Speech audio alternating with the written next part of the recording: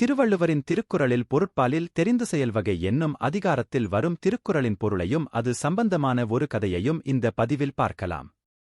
அழிவதுவும் ஆவதுவும் ஆகி வழிபயக்கும் ஊதியமும் சூழ்ந்து செயல். எந்த மாதிரியான தீங்கு வரும், எந்த மாதிரியான நன்மை வரும், இதானால் கிடைக்கும் ஊதியம் என்ன என்பதை முற்றிலும் ஆராய்ந்து செயல்பட வேண்டும். மு. வரதராஜன் அவர்களின் விளக்கம். ஒரு செயலைத் தொடங்கும் முன் அதனால் அழிவதையும் அழிந்த பின் ஆவதையும் பின்பு உண்டாகும் ஊதியத்தையும் ஆராய்ந்து செய்ய வேண்டும். சாலமன் பாப்பையா அவர்களின் விளக்கம். ஒரு செயலைச் செய்யும் போது வரும் நட்டத்தையும் பின் விளைவையும் பார்த்து அதற்குப் பின் வரும் லாபத்தையும் கணக்கிட்டுச் செய்க. கலைஞர் அவர்களின் விளக்கம். எந்த அளவுக்கு நன்மை கிடைக்கும் அல்லது தீமை ஏற்படும் என்று விளைவுகளைக் கணக்குப் பார்த்த பிறதே ஒரு செயலில் இறங்க வேண்டும். குறள் தொடர்பான சிறிய கதை.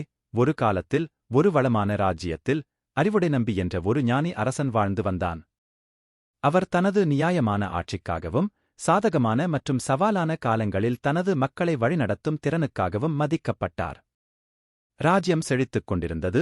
மக்கள் தங்கள் மன்னரின் புத்திசாலித்தனமான மற்றும் இரக்கமுள்ள ஆட்சியின் கீழ் திருப்தியுடன் வாழ்க்கை நடத்திக் கொண்டிருந்தனர்.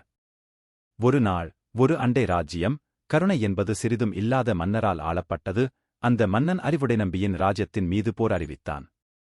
இந்தச் சவாலை தைரியத்துடனும் தந்திரஞானத்துடனும் எதிர்கொள்ள வேண்டும் என்பதை அறிவாளி அரசனுக்குத் தெரியும். போர் மும்முரமாக நடந்தது. இதனால் ராஜ்யத்தில் இழப்புகள் மற்றும் லாபங்கள் இரண்டையும் சந்திக்க நேர்ந்தது. பிரதேசங்கள் இழந்ததால் விரக்தியான மனநிலையும் மக்களிடம் இருந்தன. ஆனால் வீரம் மிக்க வீரர்கள் தங்கள் தாயகத்தைப் பாதுகாத்தபோது வெற்றியின் வாய்ப்புகளும் இருந்தன. உயிர்கள் பலியாகின, ஆனாலும் நெகிழ்ச்சியின் தருணம் மேலோங்கியது. இந்த சோதனைகளுக்கு நடுவே மன்னன் அறிவுடைநம்பி தளராத உறுதியுடன் தொடர்ந்து போருக்கு தலைமை தாங்கினார். வாழ்க்கையின் மகத்தான தருணங்களில் மகிழ்ச்சி மற்றும் துக்கம், வெற்றி மற்றும் தோல்விகள் இருக்கும் என்பதை அவர் புரிந்து கொண்டார். இந்த உண்மையை ஏற்று அவர் ராஜ்யத்தின் நலனுக்காக மட்டுமல்ல, வாழ்க்கையின் நிலையற்ற தன்மையைப் பற்றிய அவரது புரிதலைப் பிரதிபலிக்கும் முடிவுகளை எடுத்தார். இறுதியில் இராச்சியம் அதன் இழப்புகளின் பங்கை எதிர்கொண்டது, ஆனால் முன்னெப்போதையும் விட வலுவாக வெளிப்பட்டது.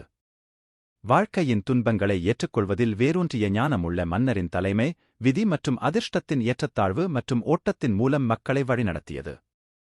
இக்கதை திருக்குறளில் பொதிந்துள்ள ஆழமான ஞானத்தை பிரதிபலிக்கிறது. வாழ்க்கையின் ஏற்ற தாழ்வுகளின் தவிர்க்க முடியாத தன்மையையும் சமனுடனும் ஞானத்துடனும் வழிநடத்துவதன் முக்கியத்துவத்தை வலியுறுத்துகிறது. இந்த வீடியோ பதிவை பார்த்த அனைவருக்கும் நன்றி. மேலும் மற்றொரு திருக்குறளின் பதிவின் போது பார்க்கலாம்.